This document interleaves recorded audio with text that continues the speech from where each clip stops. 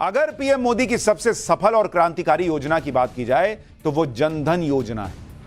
प्रधानमंत्री जनधन योजना को 2014 में उन्होंने लॉन्च किया था और इस योजना का लक्ष्य था देश के गरीबों और वंचितों को बैंकिंग सिस्टम से जोड़ना। जनधन योजना में अकाउंट नहीं खोले गए थे, बैंक अकाउंट, और वो अपने इस लक्ष्य में पूरी तरह से सफल हुई योजना है। ना सिर्फ सफल हुई बल्कि इस जनधन योजना जिसका मजाक उड़ाया था विपक्ष ने, ये अकाउंट खोल दिए, पैसा तो है ये नहीं है, क्या होगा, बॉस उसी जनधन योजना ने नए रिकॉर्ड बनाए। जनधन योजना को 10 साल पूरे हो गए। 53 करोड़ से ज्यादा बैंक खाते खोले गए। 53 करोड़, जो पूरे यूरोप की आबादी से ज्यादा है। पूरे यूरोप में जितने लोग नहीं हैं उससे ज्यादा नरेंद्र मोदी सरकार ने 10 साल में बैंक अकाउंट खुलवाए। इन बैंक खातों में 2,31,000 करोड़ रुपए जमा हुए। जो लोग पूछते थे कि पैसा तो है ये नहीं है, अकाउंट खोल के क्या होगा, 2 लाख करोड़ से ज्यादा पैसे जमा हुए हैं। जनधन योजना गिनीज वर्ल्ड रिकॉर्ड में शामिल हो गया है। एक हफ्ते में सबसे ज्यादा बैंक खाते खोलने का रिकॉर्ड दर्ज हुआ है। यह है नरेंद्र मोदी का विजन और यह है विपक्ष का मजाक उड़ाने का, जो उनका अपना हथकंडा और तरीका रहा है उसका धराशायी हो। यह जनधन योजना की कामयाबी का छोटा सा उदाहरण बता रहा हूं कि वर्ल्ड रिकॉर्ड बना दिया इसने। आपको यह भी बताऊंगा कि जनधन योजना का कितना गहरा इंपैक्ट देश पे पड़ा है। जनधन योजना का कांग्रेस ने जमकर मजाक बनाया, लेकिन इसकी कामयाबी के बाद अब कांग्रेस नेताओं के सुर बदल रहे हैं। साल 2018 में कांग्रेस नेता पी चिदम्बरम ने जनधन योजना को जुमला बताया था। चिदम्बरम ने कहा था कि जनधन खातों का इस्तेमाल नोटबंदी के दौरान काले धन को सफेद करने के लिए किया गया। आज जनधन योजना के 10 साल पूरे होने पर पी चिदम्बरम योजना की कामयाबी पर खुशी जाहिर कर रहे हैं, लेकिन इसका श्रेय मोदी सरकार को देने से अभी भी वो बच रहे हैं। अब भाई साहब कह रहे हैं, चिदम्बरम भाई साहब, कि मोदी सरकार ऐसा दिखा रही है कि जैसे कि ये योजना उसी की देन है, जबकि इसकी नींव पूर्व RBI governor doctor C Rangarajan ने रखी थी। उनकी बनाई योजना का नाम मोदी सरकार ने अगस्त 2014 में बदलकर जनधन योजना कर दिया। हालांकि ये खुशी की बात है कि इस योजना में 53 करोड़ से ज्यादा लाभार्थी शामिल हो चुके हैं। मतलब जब गाली देना है तो मोदी गाली खाएंगे, तारीफ करना है तो मोदी मुंह से नहीं निकल पाता कि अरे ये तो पहले से हो रहा था। अरे जब पहले ही कर दिए थे, 60 साल राज करके कर ही दिए होते तो ये 53 करोड़ अकाउंट खोलने की जरूरत ही क्या पड़ती।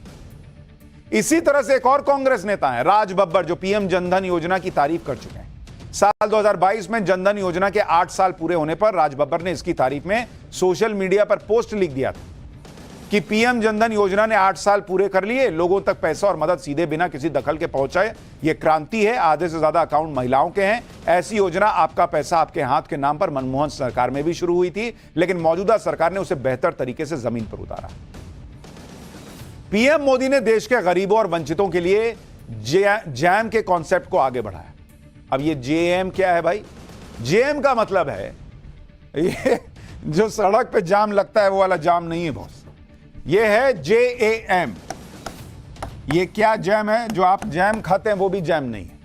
जे से है जनधन योजना, जिसके बारे में अभी मैं आपको बता रहा हूं कि लोगों के बैंक अकाउंट खुले। ए से क्या है भाई? ए से है आधार, कि लोगों को आधार से जोड़ा जाए। और तीसरा है मोबाइल, यानी इन तीनों को अगर आप जोड़ दीजिए, पीएम मोदी ने जनधन खातों को आधार से जोड़ा, खाता धारकों के मोबाइल नंबर भी आधार से लिंक कर दिए, और इसकी मदद से गरीबों को डायरेक्ट लाभ देने में जो लूप होल थे वो खत्म हो गए। मतलब ये इससे कनेक्ट हुआ, ये इससे कनेक्ट हुआ, और जो बीच में छेद था वो भर दिया गया। इसका नतीजा ये हुआ, जैम का असर क्या हुआ?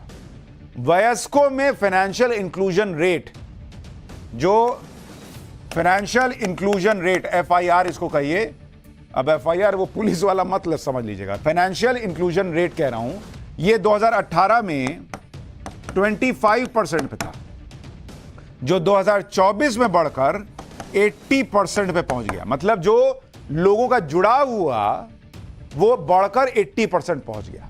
देश भर में कितने वयस्कों के बैंकिंग और वित्तीय सेवाएं सीधे मिल रही है, फाइनेंशियल इंक्लूजन रेट से मापा जाता है।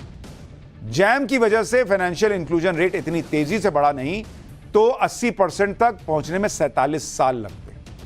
यानी जैम की वजह से ये जो जनधन, आधार और मोबाइल, ये जो तीनों जोड़ दिए गए नरेंद्र मोदी सरकार के बाद, इसकी वजह से देश के 47 साल बच गए। 47 इयर्स नरेंद्र मोदी ने बचाए इस देश के। आपको जैम के पूरे इंपैक्ट के बारे में भी बताऊंगा, लेकिन पहले बताता हूं कि जनधन योजना का असर कितने लार्ज स्केल पर हुआ है, कैसे देश के कोने कोने में गरीबों के बैंक खाते खोले गए और खास तौर पर महिलाओं को कैसे इसका लाभ मिला है। जनधन योजना के तहत अब तक 53 करोड़ से ज्यादा बैंक खाते खोले गए। इसमें से 57% यानी 57% 30 करोड़ बैंक खाते महिलाओं के, जो रूस की आबादी का 2 गुना है। जनधन योजना के 35 करोड़ लाभार्थी ग्रामीण और सेमी अर्बन इलाके के। बैंक खातों में औसत डिपॉजिट रकम 2015 में 1,279 रुपए थी, जो 2022 में बढ़कर 3,761 रुपए हो गए। 2015-16 में 53% महिलाओं का सेविंग अकाउंट था। 2021 तक 79% महिलाओं के सेविंग अकाउंट्स खुल गए। यानी जनधन खातों की वजह से महिलाओं को आर्थिक सुरक्षा और स्वतंत्रता मिली और वो समाज की मुख्य धारा से जुड़ पाई। जनधन योजना की वजह से कोविड महामारी के दौरान गरीबों को मदद मिल पाई। अगर जनधन योजना से लोगों के बैंक खाते न खुले होते तो कोविड के दौरान क्या हाहाकार मचता, आप सोचिए भाई। कोविड लॉकडाउन के 10 दिन के अंदर 20 करोड़ महिलाओं के जनधन बैंक खातों में 3 महीने तक 500 रुपए डाले गए। 24 मार्च 2020 से 17 अप्रैल 2020 के बीच 16 करोड़ जनधन धारकों को 36,600 करोड़ रुपए की सहायता दी।